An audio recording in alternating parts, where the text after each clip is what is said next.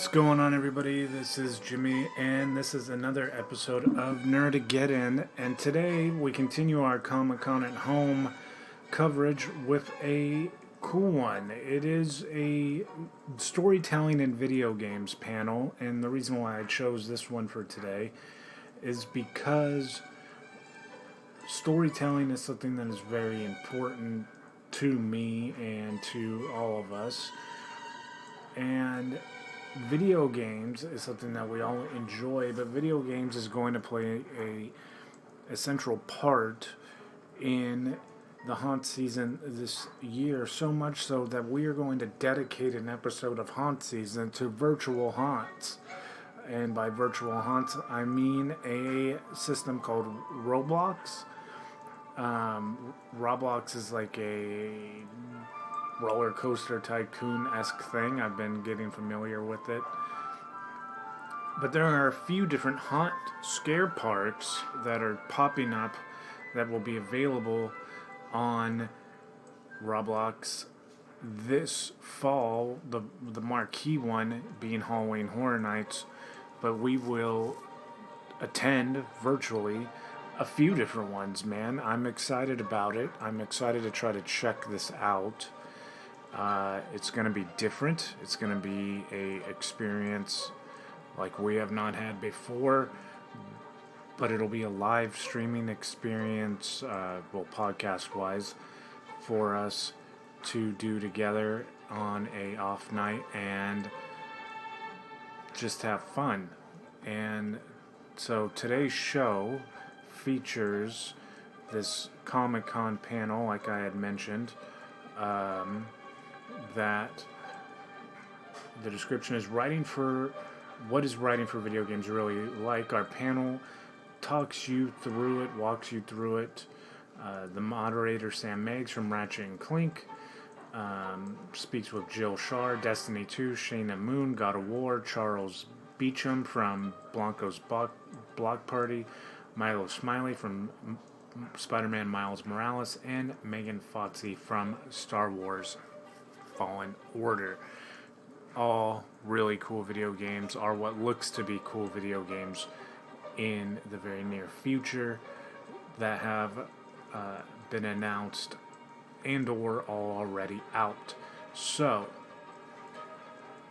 let's take a listen to this Comic-Con from Home panel and talk about where we are going to be later on.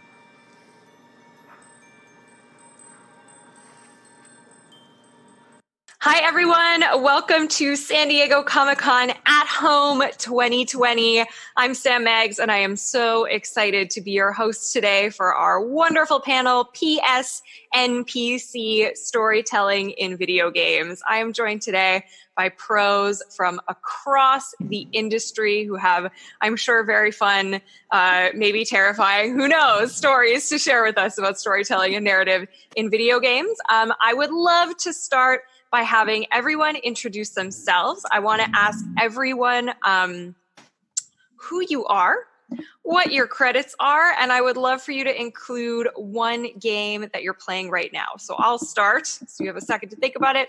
My name is Sam Maggs. I've been a writer for BioWare and Insomniac Games, and now I am a freelance writer in games, which is super fun. I also have a couple books out in June and July, one called Conquest and one called The Unstoppable Wasp, Built on Hope.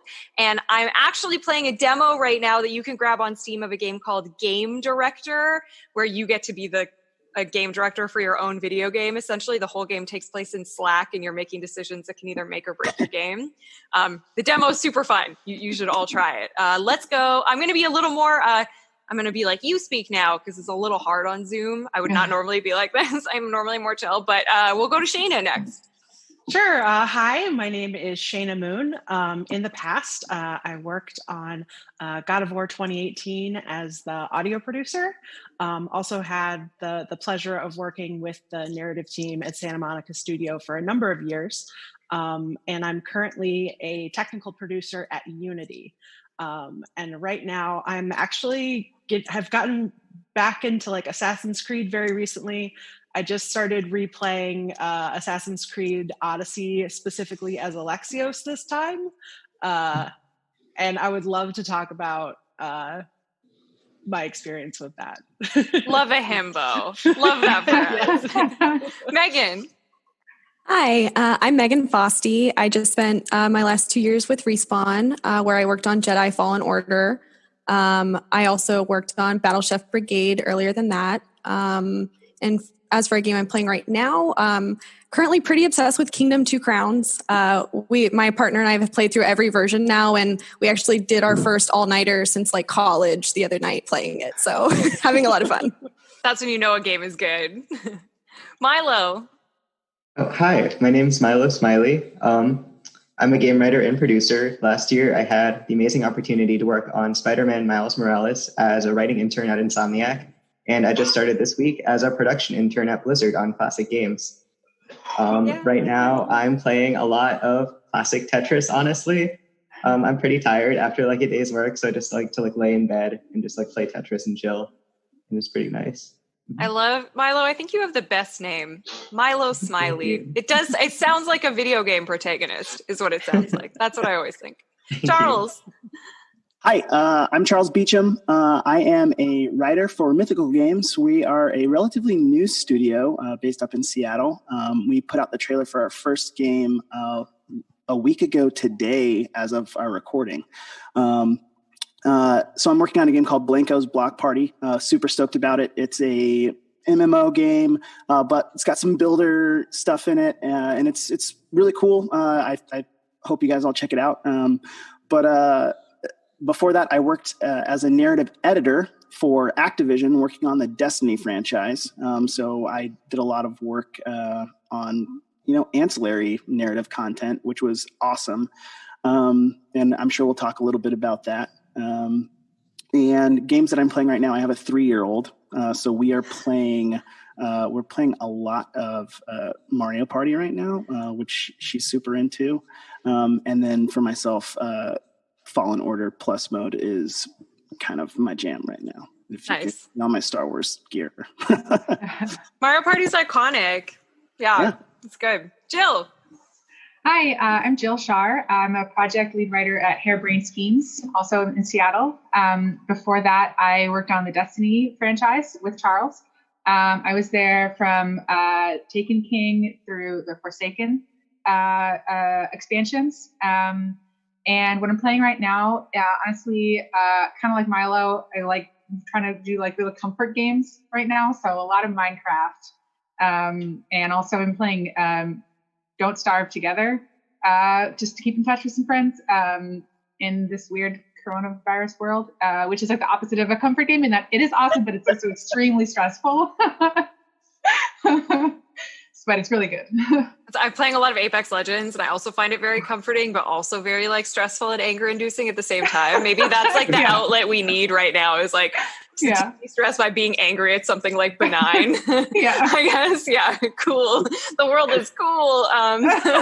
There's nothing like anxiety to help you fight your anxiety, right? Like,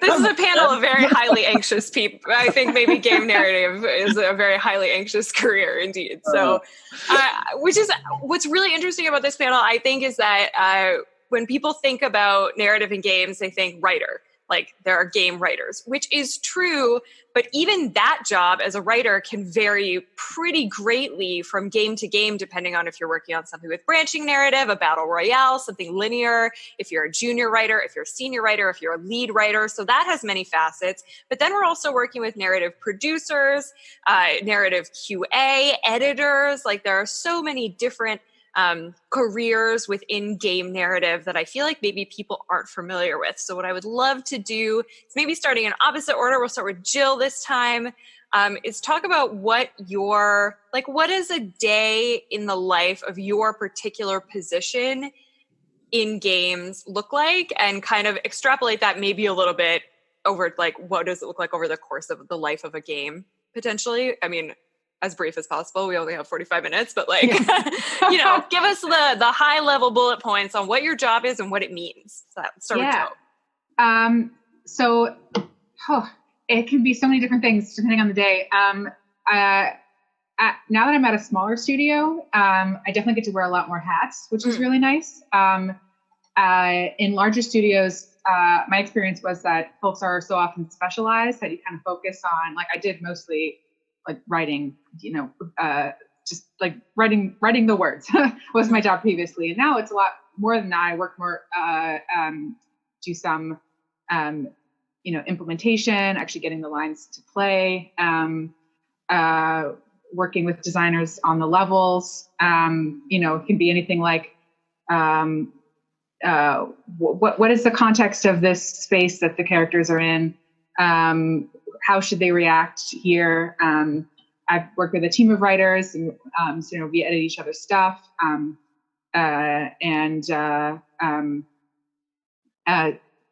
lot of dialogue review, or working with other folks to just like look at. A lot of it is like looking at teammates' work and just sort of trying to contextualize it for like how would the characters in this lived world feel about what they're seeing around them. That's super interesting. Yeah. And that was at Bungie, you were like a writer or like senior writer? What was your title? Mm-hmm. I started as an associate. And when I started, I was pretty much focused just on gear strings. So naming all of the things and like all the UI text and from like basically anytime you saw it, like text on the screen, someone like had to touch it and figure out, make sure it made sense, make sure that the player can understand what is this piece of gear, this perk going to do. And so that's what I started doing, and then kind of expanded from there into more different types of dialogue, and then into like mission dialogue and some cinematics. And so when at that point I was a senior writer at Bungie, and then switching to a smaller studio, had more flexibility versus a senior writer at Harebrained Schemes, and then project lead writer. Cool. No, that's awesome. Yeah. How about you, Charles? So my career in games started again working on ancillary narrative content as a narrative editor with Activision.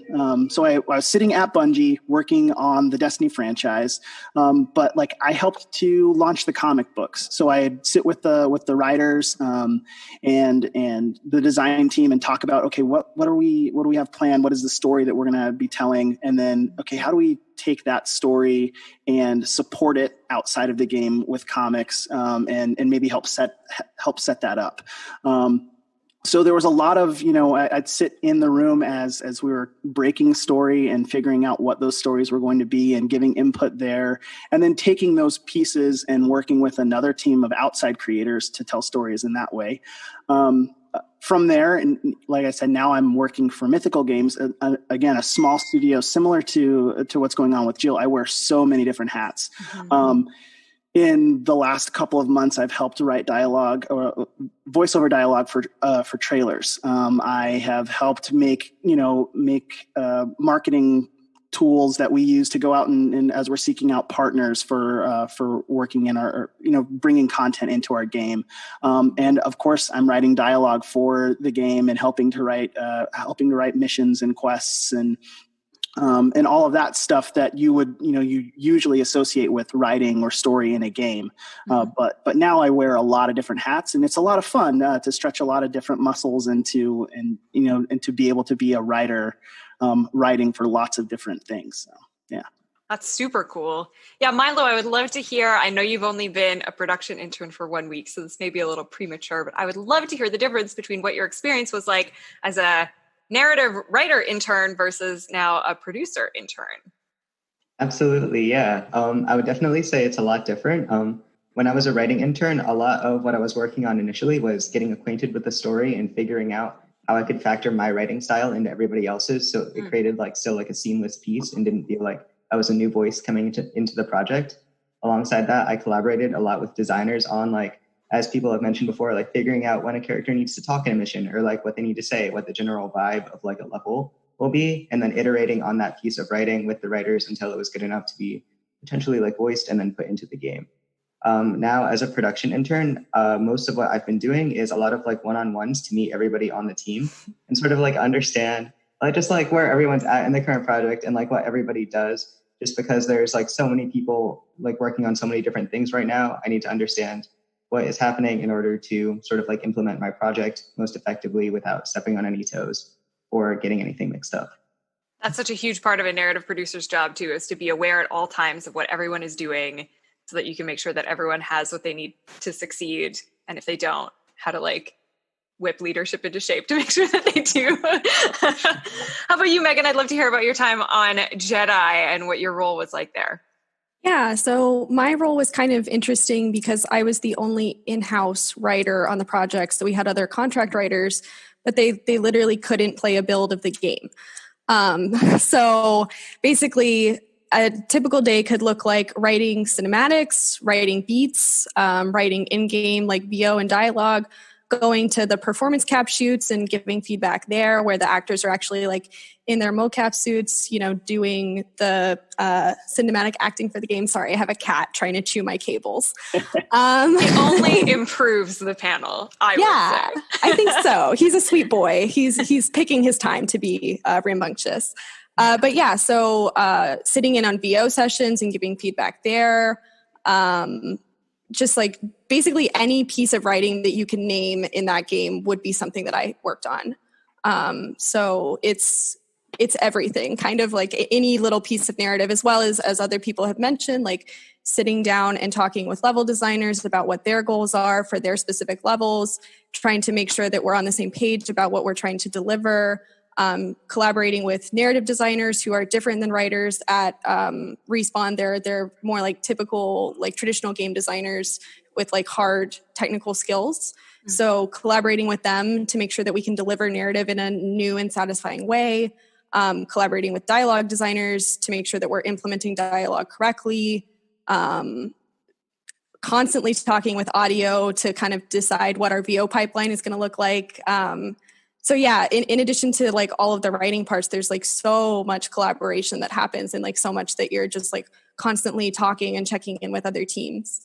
Actually glad you mentioned being able to play a build of the game, because I think that's something that is really unique to video games, is that you can write in a document in Excel or in Final Draft, but until it gets hooked up and you can actually play through it in the game, first with like Robo Voice, which is basically like terrible Siri, and then with like which is also like kind of hard to judge by because timing isn't right and jokes don't play right and like it's really long and slow, and then with like the real voice, and it's hard to tell if stuff is actually working or making sense or if jokes are landing or if timing works. Being able to get your hands on what you've written is like key in the iteration process, and that I feel like that's really unique to games. I'm glad you brought that up. And Shayna, I'm so interested to hear about how audio fits into all of this, because of course nobody reads really the words, we hear it, right? It's all, we get great voice actors, and how does that come to be, and how do you make that happen?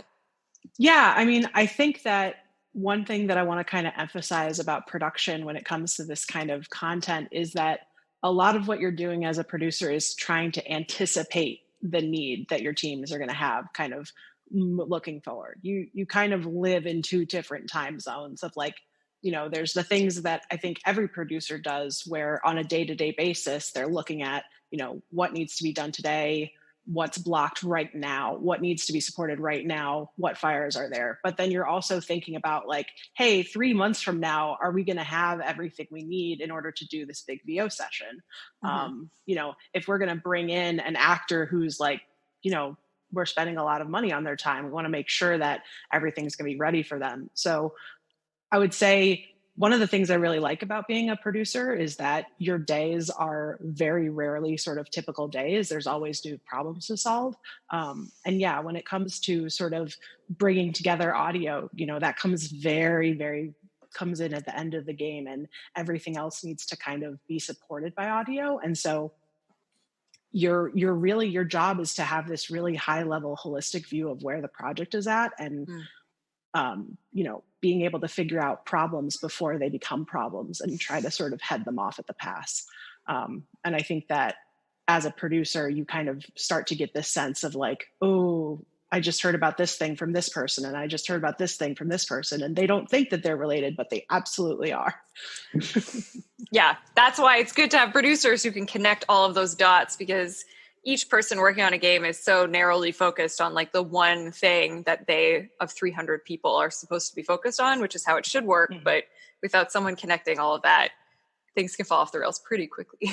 Yeah, I think that my best interactions with developers sometimes are when they are obviously like very focused on the thing that they're doing, but they have enough kind of awareness of what's going on around them where they can say like, hey, maybe you should talk to this person because I think I might impact them. And then as a producer, you're really empowered to go and like have those conversations. Yeah, that's cool. Maybe we had this question in a couple of different forms from folks on Twitter. Since we don't have a live audience, I thought I would go to Twitter to ask folks if they had questions for game writers. We got this from Kate Leth and from Maggie and from a bunch of folks in different forms. And it was kind of a manifestation of a question that I was going to ask as well. But what does game writing actually look like? Like when you sit down and you're like, I'm going to write a video game, like both in terms of things, both in terms of process, like how do you get from like grand idea to like game, and also in terms of like tools, like what do you use to make a video game? Because it's different at every studio. So yeah, maybe we can start with Charles. Yeah. So this being my first gig, actually being a writer in games, it's really interesting. So I came from comic books, like I said, and my story brain thinks in script format. Mm-hmm. So, and I always start with an outline. So, when I came on at Mythical, like I sat down with our CCO and we talked about story, and we talked about, hey, this is the world that these characters live in. And then I sat down with a blank document and just like started writing things and figuring out this is what the story is going to be, and this is how it's all going to work. And then from there, it was like, okay, now I have pieces of content. I have quests that we're going to have players playing through. And I look at that as, here's a scene, right? And I'm writing to that scene. This is the action, and these are the words that are said, and this is the choice that the person has. They choose yes, and then we do the thing. We do this other thing, and that starts another scene. But then at some point, those words have to get into the game, and most designers aren't looking at a script. They don't want to see a script. They need it in a table or something, right? And so. For me, I'm then going and putting all of my, my bits of dialogue strings into the game engine. And at different studios, that looks different. In some places, it's basically you're working in a fancy Excel sheet that populates everything into the game. And in other places, you're working directly in Unity, and you have a little dialogue box where you go in and you put the words in Unity, and then hope that your connections are all right and it all works. But yeah, my process always starts with a script, and then I have to make it work for the rest of my team. So. I'm really glad you brought up outlines, because I think something that a lot of people don't realize about games is that there are just so many stakeholders that you have to get on board with what you're making before you can actually start to make it. So I was like lead writer on the Ratchet and Clank game that was just announced for the last year and a half, which was super fun. But, not only do I have to get my creative director on board with the story, and the game director, like whoever is in charge of the game, but then also the executives in charge of the studio who, want to make sure that you're making something that aligns with the vision of the studio. But then often also you have to get alignment with the publisher. So in that case, Sony, like all the head honchos at Sony have to be like, yeah, we do want to give you millions of dollars to make this thing that's on this piece of paper that you wrote. Like and then beyond that, there's the team itself that actually has to make the game. And if they don't want to make what you have on the piece of paper, they're going to be miserable and the game's going to suck. Like you have to make sure that like everyone from the art director to QA is stoked on this thing that you're creating. And an outline is really, really key, I think, in making that. And I also wanted to share my screen for a second before we move on, because you mentioned scripting. I think a lot of people work in Final Draft, especially for cutscenes or like Shayna and Megan were talking about, like performance capture when you get onto a stage with an actor. But a lot of the time, especially for banter and barks, which are like things that play during the mission, you're working in these massive Excel spreadsheets. Milo, what was your experience of as an intern that process of like you wrote something, getting into the game. How did that work for you? Absolutely, yeah. So what would happen is I'd get the Jira first for the task, but then I would talk to whoever I'm working with on the task or like whatever part of the game I'm influencing. Like if design wanted me to help them write for a side mission, I'd talk to the designer about like what happens in this side mission, like who's present, what needs to occur, what are the general like emotional feelings that you were going for with this mission. Like I want to make sure that I understand the player experience goals before I even like start writing anything. And then outside of that, I'll do like a few passes on a first draft, like just making sure that I'm hitting all of these player experience goals and also answering everything that needs to happen. Like Sam mentioned, there's like a million things that trigger in a mission, and like characters need to react to like everything that is happening. So you have to make sure that you're getting everything and it's all happening at the right times. Beyond that, once it's been like reviewed for feedback and actually like in the game, I'll test the mission probably like 10 to 20 times just to make sure everything sounds like normal. It's not too long or too short, and it's like triggering at the correct times so it makes sense in context. Yeah, that's great. How about you, Megan? What does your kind of process look like? Yeah, so we had two pretty different processes for our cinematic pipeline versus our like VO pipeline, which would be kind of like the in-game, the quests, the things like that.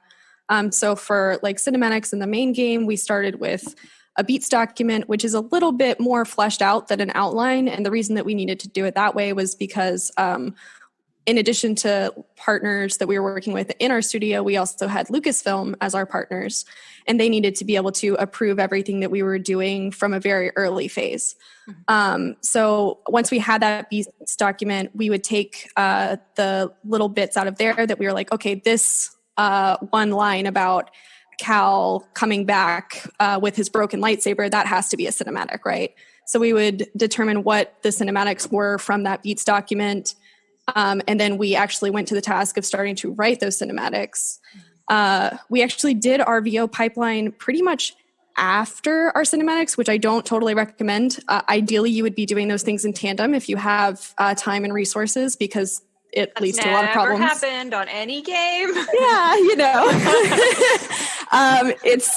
Game writing, that's another thing, is that you're always up against some kind of horrible deadline that doesn't make any sense, and everything is terrible and wonderful at the same time.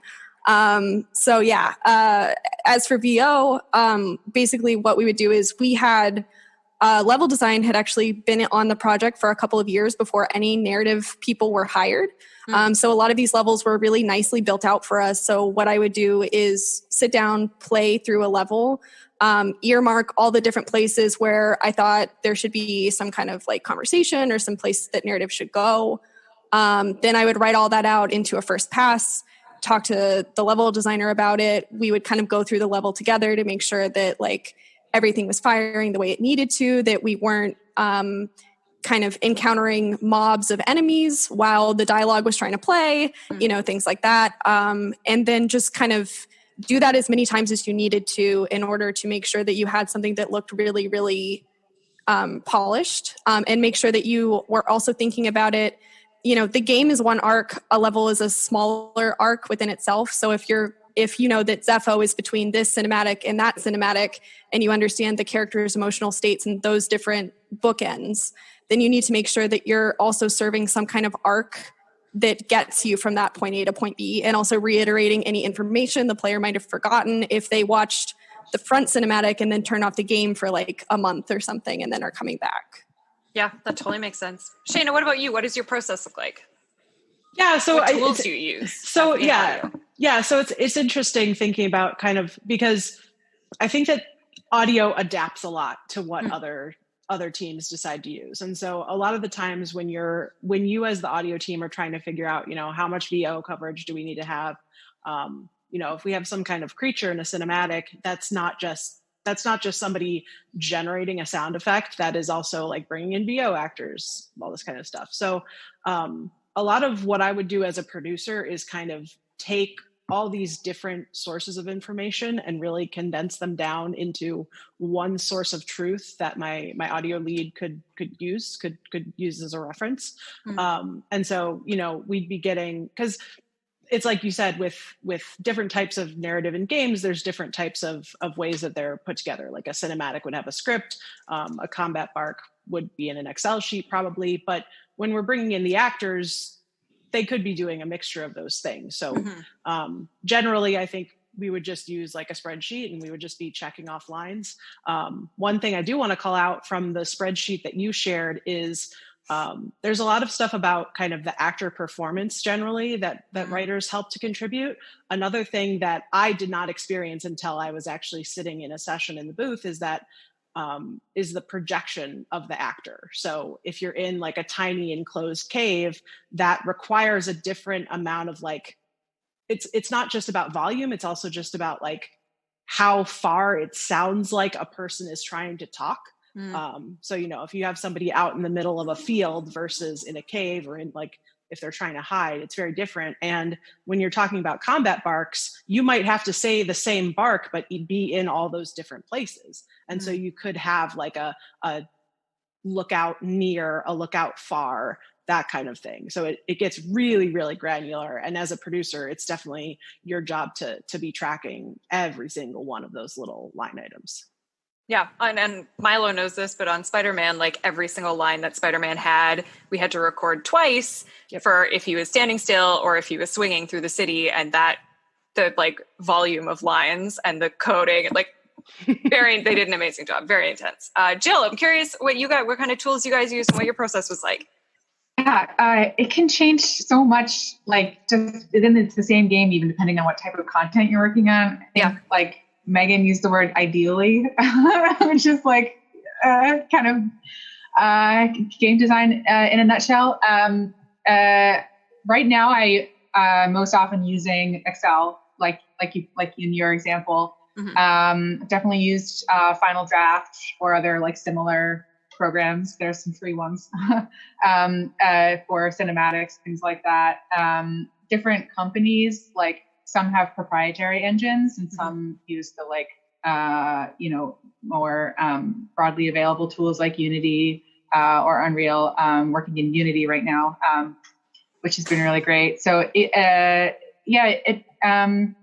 depends so much, or even, like, how, whether it's, sometimes it's like, okay, we have the chance to build this level or this piece of content from the start. And then that starts off with a lot of pitching, a lot of specs that need to get all the appropriate sign off. Sometimes it's, hey, we have this art, we have this level, we got to use it. And also, you can only have this actor or that, that weapon or something like that. Like, these constraints. It's like, I like use the Chopped metaphor before, like that show Chopped, where like they give you a bunch of ingredients and you have to figure out how to make something with like the crazy shit that they've given you. Can I say that? Sorry. That's what it is a lot of the time. It's Chopped. You just have to like figure out how to make something yummy from what is on your plate. I love that example. Yeah. I think people don't also know about how much iteration this stuff goes through, because like once you write it and it goes through several drafts and then it gets into the game, then people are playing it and they're like, this blows. And then there's like a bunch more iteration and you're like, you learn very quickly to not be precious about anything because it's going to change probably 700 times over the span of 6 years from the first time you make it to like what ships in the box. For people who are wondering like what's a good tool to learn how to write for games, I always recommend Twine. It's a free tool online. You can basically make your own text, like choose your own adventure style game. It's super, super easy to teach yourself and to learn. And it's also really easy to like complete something. So I actually used a Twine game as my writing sample for BioWare when I got hired there. Like studios look at that as a example of like, oh, this person understands like what branching narrative is, how you can make a narrative with choices, how you can make an interactive narrative. Like it's a really good tool to play with if you want to like literally make your own indie game with no outside help. A super good tool to use. We're coming up on the end of our time, which is wild. But I had a great question. There's so many more great questions that came in. I wish we could get to them all. But I basically just want to know, do you have a favorite line or moment that made it into any one of your games, or like, do you have a favorite moment in game design that you love that you got to make? This is maybe a hard question. I may be putting you guys on the spot. Or what's your favorite thing about being in games narrative? I would love to know that. Mine is the fact that games are so interactive and not passive. It means that you can like relate to these characters and connect with these characters so much more closely and intimately than you do with like a character in a movie. And I think that that's what makes games really, really special and what makes me want to work in games. Yeah, let's go. Shayna. I think players encountering and players' reaction, that's like the most insane thing. I think that we spend so much time on these things that we see all the flaws in them. And then, you get it out there and yeah, you get negative stuff, but a lot of times, a lot of that is noise. And if just one person gets what you're trying to say, it makes basically everything you've been through worth it. Absolutely. Megan. I would say that games allow a certain amount of empathy that other storytelling mediums just don't have, because you're not physically playing. You don't say, this is me when you read a book, but when you are playing a game, you say, this character is me. And I think that is both wonderful. It imbues us with a lot of responsibility as well, because we need to really, really make sure that we're working hard to advance the medium in terms of representation, in terms of diversity and inclusion. But it also, that's kind of the best thing about it, because you get to really push for those things in a space that is so interactive. I love that. Absolutely. Milo. I would definitely agree with Shayna in that like the best part of game writing, or at least my favorite part, is like seeing players' reactions. My senior capstone project recently shipped, and I was the lead writer on it, and just seeing players react to like all of the different narrative pieces that I like put into it, including really, really subtle stuff that I didn't think players would get or understand, has just been like so rewarding. And it's just like, wow, like seeing people enjoy my work is just like very fulfilling for me. Absolutely. Charles. Yeah, I mean, I don't know that I can add much those between Megan, Milo, and Shayna's points. That really hits it on the head for me. I think about my favorite moments as a player, right? My favorite games, Ico. I loved Breath of the Wild, and then again, Star Wars, huge Star Wars fan. So Fallen Order, the things that are in common, vastly different games, right? But the things that are in common for each of those games for me is how deeply connected I felt to the characters as I was playing those games. Yeah. And just the delivery of that fantasy for me, making me feel like I am a part of this world. And that's what I always want to do in anything that I'm writing. And I think that games are unique in that we get to put people in the place of the character and to be in the world in that way. So, yeah. Absolutely. Jill. Yeah, co-signing what everyone just said. I would just add that, like, for me, it's like you get to have almost like more of an intimacy with the characters than is really possible in a lot of other mediums. I mean, like, you get different versions of the same characters. Like, it kind of feels like however big your cast is that you're working with, it's even bigger than that, because each character can contain different multitudes based on the player's choices or circumstances of the game. You get to interact with the characters in the way, like, just the interactivity of not even just picking dialogue options, but using the relic of this specific hero. Like, you get to hold it in your hand, you get to fight with it. Like, that's really cool. Like, I mean, Jedi Fallen Order, like, I spent a lot of time modifying Cal's lightsaber, like, based on how I felt like his mood was at that point in the campaign. That's something that you don't get in any other kind of story. So that specific level of interactivity and intimacy with the characters, and just figuring out every little detail of a character's lived experience in this interactive world is my favorite part. I love that. I totally agree. I wish we could talk about this all day.